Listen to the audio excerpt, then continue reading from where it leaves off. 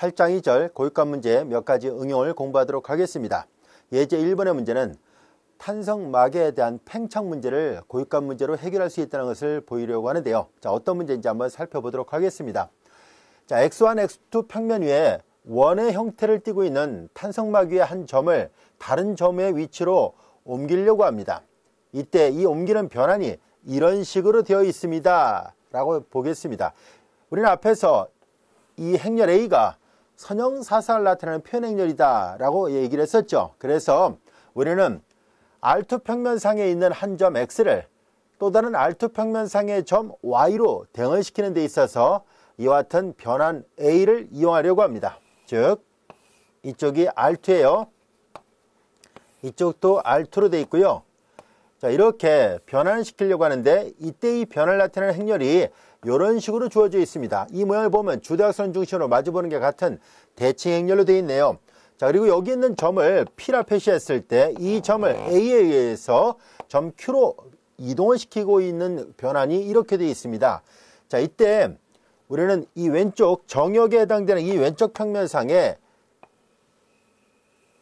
중심의 원점이 있고 반지름 1이 되는 단위원 둘레상에 있는 점들은 이러한 변환에 의해서 어떤 도형으로 사상될까 하는 것을 알아보려고 합니다. 자, 우리는 이 문제를 풀기 위해서 이 행렬의 고유값과 고유벡터를 구해보도록 하겠습니다. 자, 이 행렬을 A라 표시했었으므로 이 A의 고유값과 고유벡터를 구해보도록 하죠. 이미 앞 시간에 8장 1절에서 예제 1번을 설명하면서 우리는 주어진 행렬의 고유값과 고유벡터가 기하학적으로 어떤 의미가 있는지를 살펴봤었는데요. 우리는 앞에서 배웠던 원리대로 이 행렬에 대한 고유값과 고유벡터를 이렇게 그림으로 표현을 해보려고 합니다. 자, 이제 그러면 이 행렬의 고유값을 계산하기 위해서 이 고유 방정식의 해를 구해보려고 합니다. A-람다 i라는 행렬은 주대각선에서 람다를 빼죠. 5-람다 5-람다 3 이퀄 0예요. 자, 사라스 방법으로 계산하면 5-람다의 제곱 마이너스 9 이퀄 0고요. 제곱 마이너스 제곱꼴이니까 합차의 곱으로 인수분해 됐죠. 즉 5-람다 플러스 3과 5-람다 마이너스 3의 곱으로 인수분해 된다는 것을 알 수 있습니다. 이 정돈을 하면은 8-람다 그리고 2-람다 이퀄 0 이와 같이 되는군요. 따라서 람다는 8과 2가 있다는 것을 알게 됐습니다. 자, 고유값이 하나는 8이고 하나는 2가 나왔네요. 우리는 각 고유값에 대한 고유벡터를 구하도록 하겠습니다.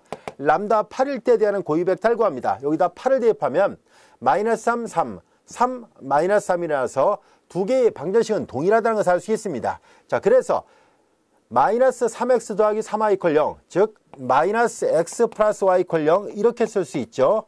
3을 약분해 버린 거예요. 그래서 y는 이퀄 x와 같이 됐습니다.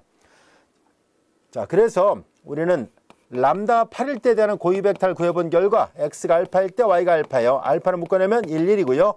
알파는 0이 아닌 상수값입니다. 자, 이렇게 해서 람다 8일 때 대하는 고유벡터가 결정이 됐습니다. 자, 같은 방법으로 람다 2일 때에 대한 고유벡터를 구하도록 하겠습니다. 람다 대신에 2를 대입하면 여기다 2를 대입하니까 3, 3이 되죠. 2를 대입하니까 3, 3이 됐습니다. 역시 두 개의 방정식이 같으니까 x 플러스 y 이퀄 0 이런 꼴이라는 것을 알게 됐습니다. 자, 그러므로 이제 람다 2일 때에 대한 고유벡터를 구해보도록 하죠. 자, 그러면 우리는 x가 만약 y가 베타로 나왔을 때 x는 넘기면 x 이퀄 마이너스 y죠. 그래서 마이너스 베타와 같이 되고 베타를 묶어내면 마이너스 1 이와 같이 됩니다. 자, 여기서 베타는 0이 아닌 값이고요. 자, 그래서 람다가 2일 때에 대한 고유벡터가 구해졌습니다. 이것을 이제 시각화 시켜서 생각해 본다면 앞 시간에 배웠던 대로 하나하나 그림을 그려보도록 할게요. 자, 이제 R2에서 R2로 보내는 이런 선형사상을 나타낸 행렬 표현이 있었을 때 이 행렬의 고유벡터를 구해본 결과 1,1이죠. 1,1. 자, 그리고 이 고유벡터가 오른쪽으로 오면서 이 고유벡터에 대한 고유값은 8이었었습니다. 이 말의 의미는 8배로 확대가 된다라고 얘기를 했었죠. 그래서 이렇게 8배로 확대가 돼서 8,8 이와 같이 됩니다. 자, 그리고 이제 또 다른 고유벡터는 마이너스 1,1이죠. 마이너스 1,1 이와 같이 됐습니다. 그리고 이제 이거에 대한 고유값은 2예요. 자, 이제 여기가 마이너스 1이었을 때 2배로 늘린다는 얘기니까 이렇게 왔습니다. 마이너스 2,2가 됐습니다. 앞서도 우리가 배웠던 것처럼 주어진 선형사상을 나타내는 표현 행렬이 이와 같이 대체 행렬이었을 때 서로 다른 두 고유값에 대한 고유 벡터는 직교한다라고 얘기를 했었죠. 실제로 이 벡터하고 이 벡터를 내적하면 0이라는 것을 알 수 있습니다. 같은 방법으로 얘하고 얘를 내적해도 역시 0입니다. 자, 이렇게 돼 있어요. 서로 수직이라는 것을 알 수 있고요. 자, 고유 벡터를 말할 때는 제로 벡터를 포함시키지 않는다라고 얘기를 했었으니까 이런 모양이 됩니다. 자, 이제 그러면 우리의 관심은 고유 벡터가 지금 구해졌잖아요. 고유 벡터라는 것은 뭐예요? 바로 이 벡터의 스칼라별은 다 고유 벡터가 된다라고 얘기를 했었으니까 이 노란색 1,1 벡터와 평행하게 되는, 그리고 원점을 통과하는, 물론 원점은 지나진 않습니다만, 그래서 이렇게 요런 직선은 고유 벡터가 되고요. 마찬가지로 오른쪽 평면상에서도 원점은, 자, 이렇게 원점을 지나는 직선을 일단 그린 다음에 원점을 지워버리면 돼요. 자, 이것이 바로 고유 벡터가 됐고요. 같은 방법으로 요 파란색 벡터를 포함하는, 그리고 원점을 지나진 않습니다. 자, 이렇게 생긴 것이 고유 벡터였었습니다. 자, 이제 우리가 찾고자 하는 것은 뭐냐면 이 왼쪽 평면상에서 여기가 x1, x2였었을 때 여기는 u1, 여기도 x1, x2라고 보겠습니다. 자, 이와 같이 돼 있을 때 이 왼쪽 평면상에 중심의 원점이 있고 반지름이 1이 되는 원이 있었을 때, 중심의 원점이 있고 반지름이 1이 되는 원이 이렇게 있었을 때 이 원은 오른쪽으로 사상되면서 어떻게 움직였을까요? 라는 것을 묻고 있습니다. 자, 그런데 이 노란색 직선 위에 있는 벡터는 오른쪽으로 가면서 어떻게 돼야 되냐면은 8배로 확대가 돼요. 8배로 늘려야 된다는 것이고요. 그 다음에 이 파란색 직선 위에 있는 벡터는 2배로 늘립니다 라는 얘기예요. 얘는 8배로 늘리고 얘가 2배로 늘리면은 대략적으로 이 궤적은 이런 모양으로 그려질 수밖에 없다라는 것을 알 수 있는데요. 실제로 우리 교재에 보면 다음 같은 그림이 나와 있죠. 이쪽으로는 2배를 늘리고 이쪽으로는 8배를 늘린 거고요. 이 두 개를 같이 포개해서 그린 것이 교재에 나와 있는 이 그림입니다. 보다시피 이쪽으로는 8배를 늘리고 이쪽으로는 2배를 늘린 거예요. 2배를 늘린 그림이고 8배를 늘린 그림을 표현했구나 라는 것을 알 수 있습니다.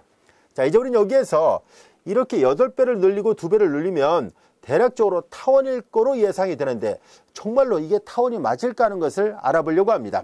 자, 우리는 그래서 이 원둘레상에 있는 점을 우리가 이 각을, 이 양의 x축과 이루는 각을, 여기 이제 x1이죠. 이루는 각을 파이라 표시를 해보겠습니다. 각을 우리가 파이로 표시한다고 가정했을 때 여러분들이 잘 알다시피 이제 그리고 여기를 새로운 요 노란색 축을 u1축이라 보고요. 이 새로운 파란색 축을 u2축이라 본 거예요. 대신 여기를 x1축, x2축이고요. 여기도 x1축, x2축입니다. 이런 내용은 요 다음 절에서 우리가 2차 형식을 배우게 되면 좀 더 명확하게 이해할 수 있게 되는데요. 자, 지금은 이제 각을 이용해서 표현을 해보도록 하겠습니다. 자, 이제 원둘레상에 있는 점, 반지름이 1이 되는 원둘레상에 있는 점은 코사인 파이, 사인 파이로 표시가 가능하죠. 자, 그런데 이제 이쪽에 있는 점을 표시하려고 합니다. U1, U2 좌표계를 놓고 봤을 때 이 보라색이 있는 점들의 좌표를 표시하기 위해서 우리는 이제 이 점의 좌표를 U1은 보다시피 여기가 8배로 늘려놨잖아요. 여전히 이 각은 똑같이 파이입니다. 8배를 늘렸으니까 제일 성분은 8배 코사인 파이가 될 것이고, 그 다음에 U2 성분은 2배로 늘렸죠. 2배 사인 파이와 같이 됩니다. 자, 이제 제일 성분, 제2 성분이 이렇게 표현됐어요. 여기는 요 앞에 개수가 1인 거는 이게 단위 벡터였기 때문인데요. 얘는 이쪽으로는 8배가 늘어나고 이쪽으로는 2배가 늘어났기 때문에, 그래서 이쪽에 U1 좌표, U2 좌표를 표시하면 이런 모양이라는 것을 알 수 있습니다. 자, 우리는 여기에서 양변을 8로 나누고 얘를 2로 나누어서 본다면 8분의 U1이 있고요. 여기는 2분의 U2가 있습니다. 그런데 양변을 제곱해 볼까요? 각각을 제곱해요. 그리고 더해 보겠습니다. 그러면 8분의 U1의 제곱이니까 코사인의 제곱, 2분의 U2의 제곱이니까 사인의 제곱이죠. 코사인 제곱 대 사인 제곱은 1이라는 것을 알 수 있습니다. 그래서 확인해 보니까 이제 그림으로도 그리고 식으로도 이거 타원이 맞구나 라는 것을 알 수 있습니다. 따라서 이 탄성막은 이와 같은 선형변환에 의해서, 선형변환 A에 의해서 자연스럽게 이 새로운 이쪽이 고유 벡터예요. 이 고유 벡터를 새로운 축으로 잡은 거거든요. 이쪽으로 이쪽 노란색 고유 벡터로 8배만큼 늘리고 파란색 고유 벡터 방향으로 2배만큼 늘린 형태의 타원 영역으로 사상됐다라는 것을 알 수 있었습니다. 자, 이와 같은 것은 앞서 얘기했듯이 2차 형식이라는 것을 좀 더 자세하게 공부하다 보면 이런 내용을 좀 더 쉽게 이해할 수 있습니다. 자, 이런 식으로 우리가 고유값 고유 벡터 문제가 이렇게 탄성막의 확장 문제를 다룰 때도 사용할 수 있다라는 것을 알게 됐습니다. 예제 2번의 문제를 풀어보겠습니다. 예제 2번은 확률 행렬에 대한 고유값과 고유 벡터를 구하는 문제입니다. 확률 행렬에 대한 고유 벡터가 어떤 의미가 있는지를 알아보려고 하는데요. 이 확률 행렬은 이미 앞에 7장 2절 예제 3번에서 학습했던 그런 행렬입니다. 우리는 앞에서 어떤 걸 다뤘었냐면 한 도시 안에 상업지역 그리고 공업지역 그리고 주거지역이 있었을 때 각 지역마다 이동을 하는 이사를 하고 이렇게 이동하게 되는 그런 확률을 표시하는 행렬입니다. 이런 행렬을 우리는 확률 행렬이라고 얘기를 하는데요. 확률 행렬에 대한 수학적 정의는 다시 한번 복습해서 한번 살펴보면 다음과 같습니다. 각각의 구성 성분이 의미 아닌 값으로 나와야 되고요. 그리고 각 열의 총합은 그 각 열 안에 있는 성분들의 총합은 1이어야 됩니다. 제1열의 성분들의 총합 1이죠. 제2열의 성분들의 총합도 1이죠. 제3열의 성분들의 총합도 1입니다. 이런 조건을 만족할 때 우리는 이 행렬을 확률 행렬이라 얘기를 합니다. 그리고 앞서 얘기했던 것처럼 각 지역마다 이동하는 확률을 나타내요. 앞서 얘기한 것처럼 제1열 상업, 제2열 공업, 제3열이 주거지역이었었고요. 제1행 상업, 제2행도 공업, 제3행은 주거지역이었는데 이 말의 의미는 무슨 말이냐면은 상업지역에서 상업지역으로 이동할 확률을 나타내고 있습니다. 각 성분은 다 그런 의미예요. 자, 이제 이와 같이 확률이 다 주어졌을 때 우리는 이 행렬이 예를 들어서 한 달간 조사했던 어떤 지역 내에서 이동하는 것에 대한 어떤 것을 확률로 표시한 것이 만약에 한 달간 조사했던 데이터든지 아니면 분기마다 조사했다든지 아니면 1년마다 조사했다든지 이런 식으로 일정 기간 동안에 조사한 확률이었다고 보겠습니다.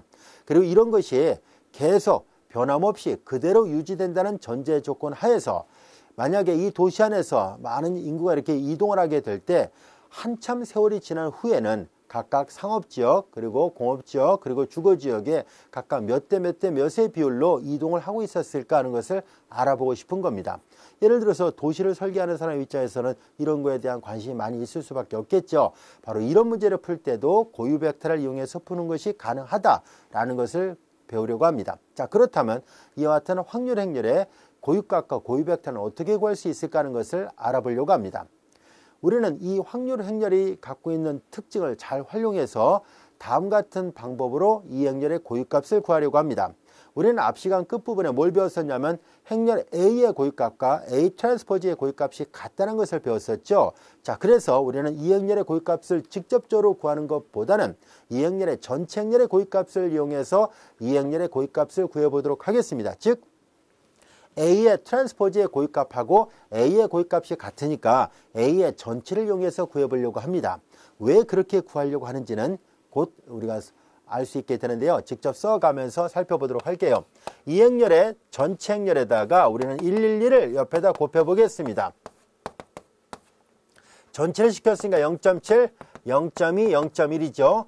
여기는 0.1, 0.9, 0, 0, 0.2, 0.8입니다. 자, 이제 이 행렬의 곱을 다 계산해 볼까요? 행렬 계산해 보면 앞서 이 열 벡터 안에 있는 각각의 성분의 총합은 1이라고 얘기를 했었죠. 잘 보세요. 행렬 계산하면 0.7, 0.2, 0.1이니까 당연히 1일 수밖에 없죠. 얘도 마찬가지로 1일 수밖에 없다는 것을 알 수 있습니다. 이 모양을 잘 볼까요? 마치 어떤 꼴이에요? A 트랜스포즈 얘를 X라고 볼게요. 이퀄 X가 되는 상태니까 그러면 이 모양을 보면 알 수 있듯이 고유값 고유 벡터의 정의로부터 그럼 X가 고유 벡터였었네 라는 것을 알 수 있습니다. A 트랜스포즈의 고유 벡터예요. A가 아니라. 그리고 이 사실로부터 1이 고유값이었었네 라는 것을 알게 됐습니다. 자, 그래서 결과적으로 A 트랜스포즈의 고유값이 1이었었습니다. 조금 전에도 설명한 것처럼 전체 행렬의 고유값과 원래 주어졌던 행렬의 고유값이 같다라고 얘기를 했었으니까 A의 고유값은 1이라는 것을 알게 됐습니다. A 트랜스포즈의 고유값이 1이었었으니까요. 이때 주의할 점이 있습니다. 전체 행렬의 고유값과 원래 주어졌던 행렬의 고유값은 항상 같습니다. 그러나 같은 고유값이라 할지라도 고유 벡터는 다릅니다. 다시 말해서 고유값 1에 대응하는 A 트랜스포즈의 고유 벡터는 얘가 되는 게 맞는데요. 고유값 1에 대응하는 A의 고유 벡터는 얘가 아니에요. 고유 벡터는 다르기 때문에 주의를 해야 됩니다. 자, 그러면 A의 고유값 1에 대응하는 A의 고유 벡터를 구해보도록 하겠습니다. 자, 그것은 A-람다 I, 람다 1이에요. 그리고 x = 0이라는 이와 같은 동차 연립 1차 방정식의 0이 아닌 해가 바로 고유 벡터가 되죠. 자, 그래서 얘를 직접 표현을 해보도록 하겠습니다. 자, A-I니까 주대각선에서 2를 뺀 거예요. 그래서 마이너스 0.3, 마이너스 0.1, 마이너스 0.2가 있고요. 나머지 그대로 씁니다. 0.2, 0.1, 0.1, 0, 0, 0.2예요. 자, 이제 우리는 우변형이 되는 제차, 즉 동차 연립 1차 방정식이니까 우리 계수행렬만 띄어서 기본행렬산을 적용해서 해를 구하도록 하겠습니다. 이 계수행렬만 따로 띄어서 계산하려고 하는데요. 그런데 계산하기 편리하게 하기 위해서 각각의 행마다 10배를 하도록 하겠습니다. 그럼 마이너스 3, 여기는 2, 1이고요. 여기는 1, 마이너스 1, 0이고 0, 2, 그리고 마이너스 2입니다. 자, 우리는 이 문제를 또 해결하기 위해서 여기가 맞죠? 예, 이렇게 전치를 시켰고 지금 A를 계산할 때 이게 0.1이었었습니다. 0.1이었었는데 선생님 이걸 보고 계산했었네요. 여기 정정하겠습니다. A라고 했었으니까 주대각선에서 1을 뺀 건 맞아요. 마이너스 0.3, 마이너스 0.1, 마이너스 0.2가 맞고 여기가 잘못 표현됐군요. 0.2 이걸 보고 썼군요. 선생님이 정정하겠습니다. A 트랜스포즈가 아니라 A예요. 그래서 A를 이걸 보고 했어야 돼요. 0.1 정정할게요. 0 그리고 0.2 그리고 여기가 0.1 0.2 0.1 0입니다. 자, 이렇게 됐습니다. 자, 이제 그럼 얘를 보고서 각각의 10배를 하도록 하겠습니다. 10배를 해서 다시 한번 계산하면은 마이너스 3 그리고 1 0이고요. 여기다 10배를 하니까 2 그리고 마이너스 1 2가 됐습니다. 그리고 10배를 하니까 1 0 그리고 마이너스 2가 됐어요. 자, 이제 우리는 두 행을 교환해 보겠습니다. 1, 0, 마이너스 2, 2, 마이너스 2가 되고요. 마이너스 3, 1, 0이에요. 자, 그리고 이제 기본행렬선을 적용합니다. 마이너스 2배에서 더합니다. 마이너스 2배에서 더했습니다. 3배에서 더했어요. 3배에서 더하고 3배에서 더했습니다. 두 행이 서로 비례하니까 맨 밑은 0을 만들 수 있네요. 자, 그리고 여기는 마이너스를 곱하니까 굳이 뭐 선두를 만들지 않아도 되는데요. 이렇게 표시하도록 하겠습니다. 자, 이제 얘를 보고 대하는 연립방정식을 다시 만드니까 x-2z = 0가 되고 y-6z = 0가 됐습니다. 이제 여기서 z를 알파로 놓겠습니다. 알파는 0이 아닌 어떤 실수값으로 놓겠습니다. y는 이퀄 6z니까 6알파 되고 x는 이퀄 2z니까 2알파 이와 같이 됐습니다. 자, 그러므로 람다 1을 때 대하는 고유 벡터는 xyz였는데요. x는 2알파, y는 6알파, 그리고 z는 알파 이와 같이 됐습니다.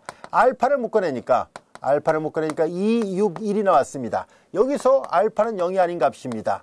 앞서 얘기했었죠. A 트랜스포즈의 고유값과 A의 고유값은 같을지라도 같은 고유값일지라도 고유 벡터는 당연히 행렬의 모양이 달라지니까 다르게 돼 있어요. 얘는 A 트랜스포즈의 고유 벡터일 뿐이고 이제 A의 고유 벡터를 계산해 본 결과는 이거예요. 자, 그럼 얘가 의미하는 바는 뭘까 하는 얘기인데요. 바로 앞서 얘기한 것처럼 이 확률 행렬이 계속 변함없이 그대로 유지된다는 전제 조건에서 본다면 상업지역, 공업지역, 그리고 주거지역으로의 이동에 대한 비율이 2대 6대 1의 비율로 일정하게 이루어지게 됩니다. 라는 것을 말해주고 있습니다. 한참 시간이 지난 후에 이 도시 안의 인구의 이동 비율을 확인하게 알 수 있게 해준다는 것을 알 수 있었습니다. 자, 이와 같이 고유값 고유 벡터 이론이 바로 이런 분야에서도 활용되고 있었네라는 것을 알게 됐는데요. 이거 말고도 더 많은 분야에서도 활용할 수 있습니다. 자, 이제 그 중에 하나로서 예제 3번은 생물학 분야에서 이 고유값 고유 벡터도 활용되고 있다는 것을 보이려고 합니다. 자, 근데 예제 3번은 레슬리 모델이라고 해서 생물학적인 어떤 문제를 행렬 형태로 바꿔서 계산하고자 하는데요. 자, 이건 소수점을 좀 계산해야 되는 문제라서 단지 이제 교재의 결과를 그냥 인용해서 대략 이런 예문입니다 라는 것만 얘기를 하도록 하겠습니다. 자, 이제 레슬리 모델은 이 레슬리 행렬이 이렇게 주어져 있을 때 이거는 뭐냐면은 어떤 동물의 집단에서 암컷의 최고 연령이 9살이라 하고 이 집단을 3년씩 3개의 연령 집단으로 나눈 모델일 뿐이에요. 그리고 이제 이 행렬에 자, 일행은 뭘 나타내고 있냐면 일행에 있는 각각의 성분은 암컷 한 마리가 자, 이제 여기 두 번째 열 또는 세 번째 열 이렇게 했을 때 각 연령 집단에 속하는 동안에 낳는 새끼 암컷의 평균 마리수가 2.3마리, 0.4마리라는 뜻이에요. 그리고 이제 두 번째 형과 세 번째 의미는 다른 의미로 사용됐습니다. 자, 이제 두 번째 형과 세 번째 형에서 나눠지는 이 각각의 원소, 이 숫자들이 의미하는 바는 바로 그 앞에 있는 제2-1번째 열의 연령 집단에 있는 암컷이 죽지 않고 그 다음에 제2번째 연령 집단으로 옮겨가게 되는 비율이 각각 0.6, 밑에는 0.3이에요 라는 뜻이에요. 자, 이 연령층에서 이 연령층으로 옮겨가는 거, 이 연령층에서 이 연령층으로 옮겨가는 게 각각 0.6, 0.3 이렇게 되어 있는 이런 행렬을 레슬리 행렬이라고 하고 있습니다. 자, 이제 이렇게 생물학 분야에서 이런 문제를 다루려고 할 때도 역시 고위값 고위벡터를 활용할 수 있다는 것을 살펴보려고 하는데요. 자, 우리는 뭘 하려고 하냐면 만약 각 연령 집단이 초기에 400마리 암컷으로 구성되어 있다면 3년 후, 6년 후, 9년 후에 각 연령 집단에 있는 암컷의 수는 어떻게 변화가 될까요? 라고 확인하고 싶은 거예요. 근데 이 행렬이 그대로 유지된다는 전제 조건 하에서 여기 이제 400마리잖아요. 각 연령 집단이 초기에 400마리 암컷으로 구성되어 있다는 얘기니까 각 400마리씩 해서 행렬 곱하는 거예요. 그러면 3년 후에는 이렇게 돼요. 자, 이제 이거는 L이라는 행렬은 이거였었고요. 옆에다 400, 400, 400을 그냥 행렬 곱한 거예요. 그랬더니 3년 후에는 바로 이렇게 나왔어요 라는 얘기고 다시 6년 후에는 요 데이터 값을 역시 앞에 했던 L이라는 행렬에다 이 데이터를 옆에다 곱해서 행렬 하니까 또 이게 나와요. 그리고 다시 9년 후에는 역시 L이라는 아까 그 했던 레슬리 행렬에다가 요 데이터를 옆에다 놓고 또 행렬 곱하니까 이게 나오더라 라는 얘기예요. 자, 그리고 이제 여기 그리고 암컷의 개수는 이제 이렇게 계산이 됩니다는 얘기예요. 이제 일일이 다 계산한 것을 생략하도록 할게요. 여러분들이 한번 이 수업이 끝나고 난 다음에 직접 계산기로 한번 계산을 해보시기 바랍니다. 자, 그리고 각 연령 집단의 개체수가 같은 비율로 변하는 특정한 초기 개체수의 분포를 찾아보세요라는 얘기예요. 일정한 비율로 변하는 특정한 초기 개체수의 분포는 몇 대 몇 대 몇이었을까요? 라는 얘기예요. 자, 그걸 확인해 보자는 얘기인데 바로 이런 문제를 다룰 때도 우리가 이 고위값 고위벡터 이론을 적용할 수 있어요 라는 얘기예요. 그래서 주어진 이 레슬리 행렬에다가 고위값 고위벡터를 다 적용해 보니까 고위값은 1.2로 대략적으로 나왔는데요. 사실 이거는 3차 방정식이 나와요. 그래서 쉽게 풀리지 않고요. 필산으로는 되지 않고 그래서 뉴턴 방법으로 수채석적인 방법으로 계산하니까 대략 1.2가 나오더라 라는 것을 알 수 있었다는 뜻이에요. 우리 별도의 계산 없이 활용하도록 할게요.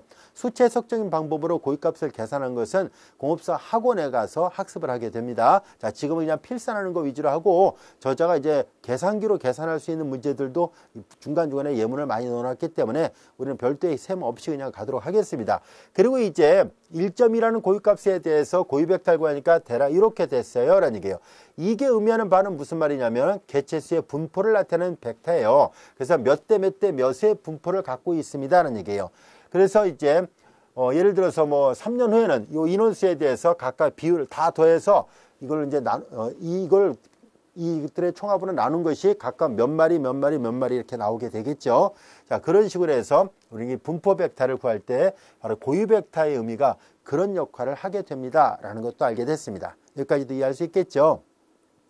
자, 이제 우리는 이와 같이 생물학 분야라든가 사회과학 분야에서 우리가 활용됐던 고위값 고위벡터 이론을 이제 역학 분야에서도 활용할 수 있는데요. 다음 예제 4번을 통해서 그런 문제를 확인해 보도록 하겠습니다. 고위값 고위벡터 문제를 적용할 수 있는 또 다른 예문으로서 이와 같은 예제 4번 용수철 질량 진동 시스템 문제를 알아보려고 합니다. 우리는 앞에 2장 4절에서 질량 용수철 시스템 문제를 살펴본 적이 있었습니다. 후크의 법칙을 다시 한번 복습 삼아 살펴보도록 할까요?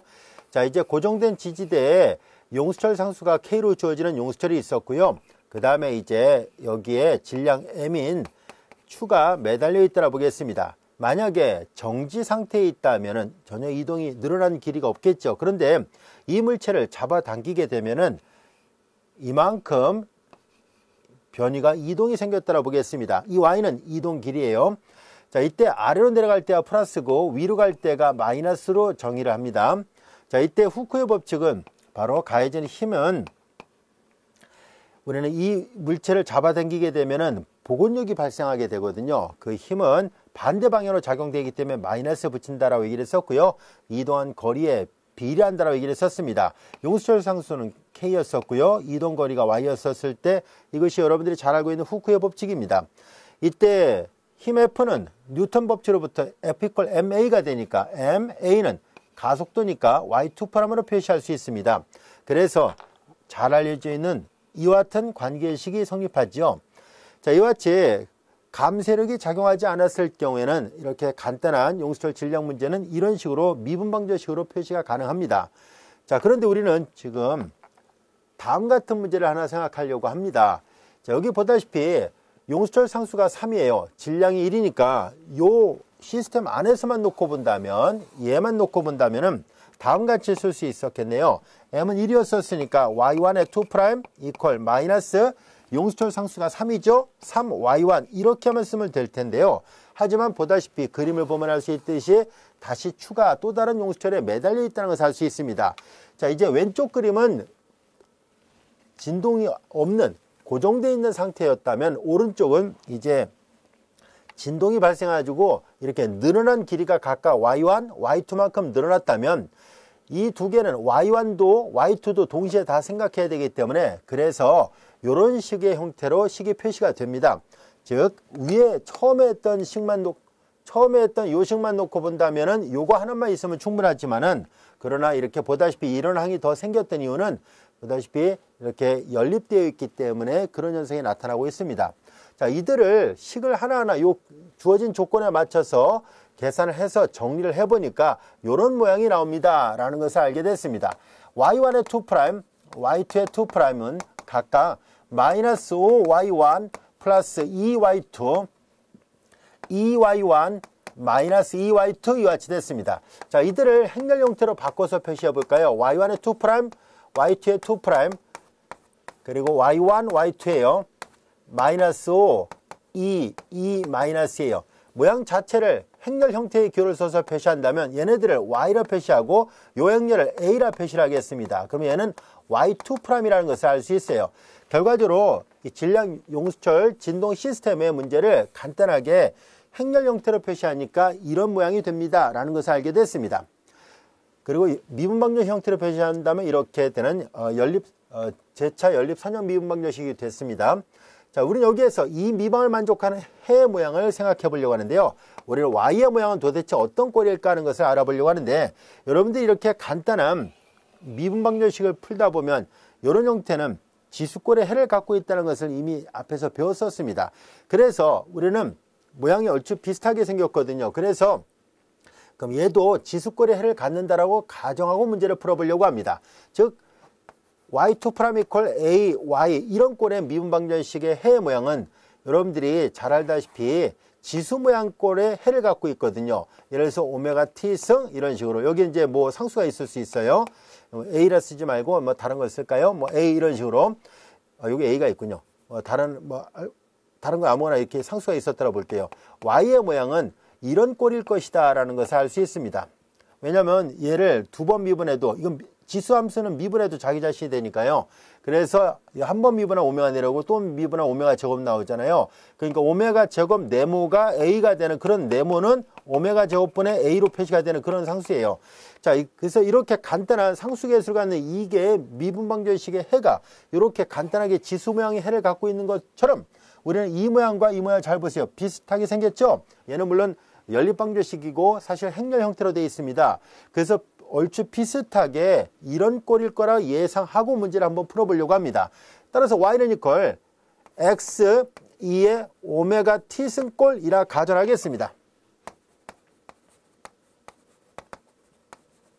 만약에 이렇게 가정을 했는데 우리가 알고 있는 범위 안에서 수학적 지식 범위 안에서 이 오메가나 x가 구해지지 않는다면 해가 아닌 거예요.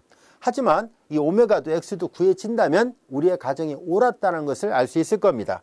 자, 아직 이게 맞는지 틀린지 모르니까 시도를 해보도록 하죠. 일단 가정을 한 것뿐이거든요. 해라고 가정했으니까 당연히 이 방정식을 만족해야 되죠. 그래서 y'을 계산합니다. 여기서 프라임은 t에 관한 미분입니다. 그래서 x2의 오메가 t승을 미분하니까 지수 미분하면 자기 자신 나고 지수를 다시 미분해야 되니까 오메가 나오고요. y2'을 또 계산하도록 하죠. 그러면 오메가 x 2의 오메가 t승을 다시 t에 대해서 미분하니까 이와 같이 됩니다. 자, 해라 가정했으니까 이걸 여기다 대입을 하겠습니다. 여기다가 그러면은 y2'이죠. 오메가 제곱 x 2의 오메가 t승하고 y를 이런 꼴이라 가정했으니까 ax 2의 오메가 t승 이렇게 되고요. 우리는 이제 좌우를 비교해 보도록 하겠습니다. 2의 오메가 t승은 당연히 이건 0은 아니잖아요. 0이 아닌 실함수였기 때문에 나눌 수 있었습니다. 이제 얘를 나눠놓고 나서 다시 한번 보니까 ax는 이퀄 오메가 제곱 x가 되는 문제였구나 라는 것을 알게 됐습니다. 우리는 여기에서 이 오메가 제곱을 편의상 람다로 바꿔서 써볼까요? 그러면 이 문제는 마치 이런 꼴이었다는 것을 알게 됐어요. ax 이퀄 람다 x꼴 문제라는 것을 알게 됐습니다. 자연스럽게 이 람다는 a의 고유값을 나타낸다는 것을 알 수 있고요. 이 행렬 a의 고유값이고요. 그리고 x는 이 고유값에 대한 고유 벡터이구나 라는 것을 알게 됐습니다. 그 말은 곧 람다가 구해지면 오메가 제곱이 있으니까 람다 이퀄 오메가 제곱이라 놨었으니까 오메가도 구해지잖아요. 결국은 이런 꼴이라 가정했는데 오메가도 구해지고 이 x도 구해지는 문제였구나 라는 것을 알게 됐습니다. 결국은 해가 이런 꼴이 맞구나 하는 것을 알게 됐어요. 자, 그래서 우리는 오메가와 x를 마저 계산하도록 하겠습니다. 그러기 위해서는 이 람다가 구해져야 오메가를 구할 수 있습니다. 이 행렬의 고유값이었다는 것을 알 수 있어요. 그래서 디터미넌트 a 람다 이퀄 0이라 놓고 풀겠습니다. 자, 고유값을 구하려고 합니다. 자, 주대역선에서 람다를 빼죠. 이 행렬에서 마이너스 5 마이너스 람다 마이너스 2 마이너스 람다 2 이퀄 0 이와 같이 됐습니다. 이제 사라스 방법으로 계산합니다. 계산하기 좋게 마이너스 묶어내겠습니다. 자, 이제 이렇게 곱하니까 람다 플러스 5와 람다 플러스 2 마이너스 4 이퀄 0고요. 람다의 제곱 플러스 7람다 10에서 4 빼니까 6 이퀄 0입니다. 그래서 람다 플러스 1과 람다 플러스 6의 곱으로 인수분해 되는군요. 람다는 마이너스 1과 이걸 람다 1이라 하겠습니다. 또 다른 람다 2는 마이너스 6이 있습니다. 이제 람다 1이 주어져 있으니까 람다 1이 마이너스 1이니까 람다 1은 오메가 제곱이라 놨었으니까 오메가 제곱에서 결과적으로 오메가를 계산해 보니까 플러스 마이너스 i가 있었다는 것을 알게 됐습니다. 그리고 람다 2가 마이너스 6이었었고 이것을 오메가 제곱이라 놓는다면 오메가는 이퀄 플러스 마이너스 루트 6i가 있다는 것을 알게 됐습니다. 자, 이제 오메가가 각각 구해졌어요. 모두 4개나 주어졌네요. 자, 이제 우리는 이 람다에 대하는 이 람다 1에 대하는 고유 벡터 x1을 구해보도록 하겠습니다.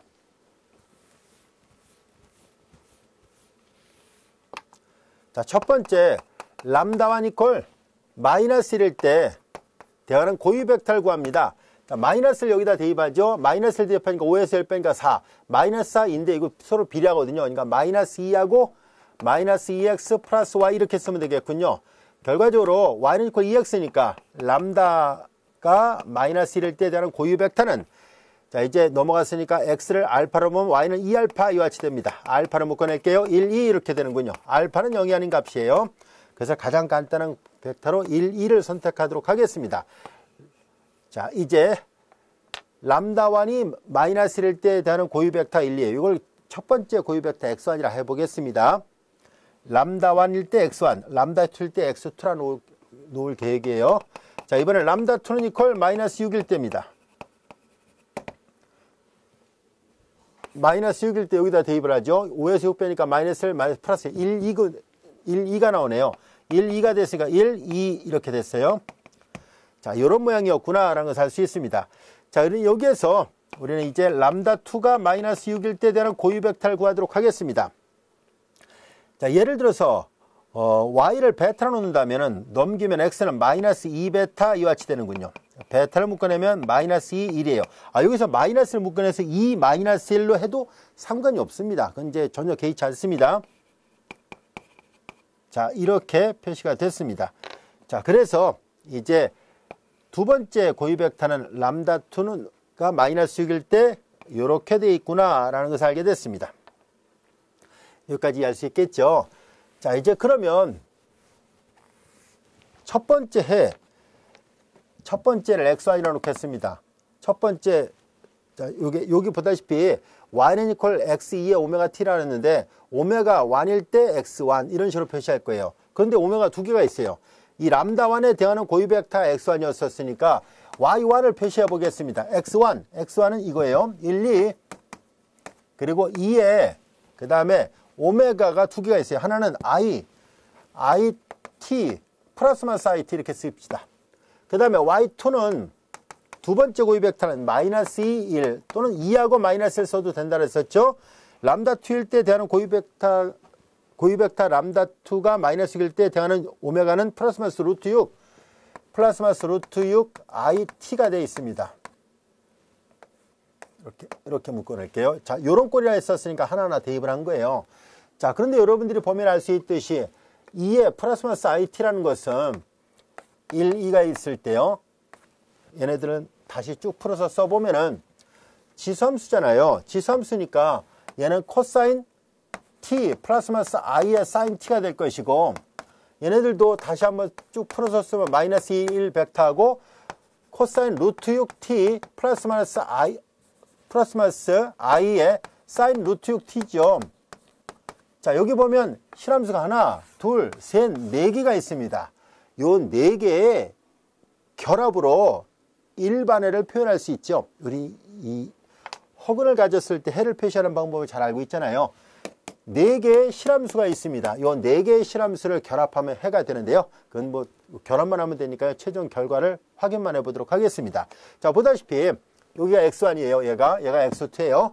그리고 여기 이제 C1, C2, C3, C4 이런 식으로 상수를 붙인 것 뿐입니다. 이 네 개의 해들의 결합으로 일반해를 표현하는 것이 가능합니다 라는 것을 알게 됐고요. 이런 연립선형 미방도 해가 이렇게 삼각함수로 나오는 걸로 봐서 여러분들이 잘 알다시피 조화 진동을 나타내고 있는 것이 맞구나 라는 것도 알 수 있게 됐습니다.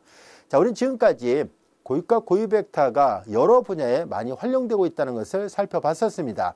어떤 예문은 여러분들이 이미 앞에서부터 배워왔던 예문이라서 익숙한 예문일 수도 있고요.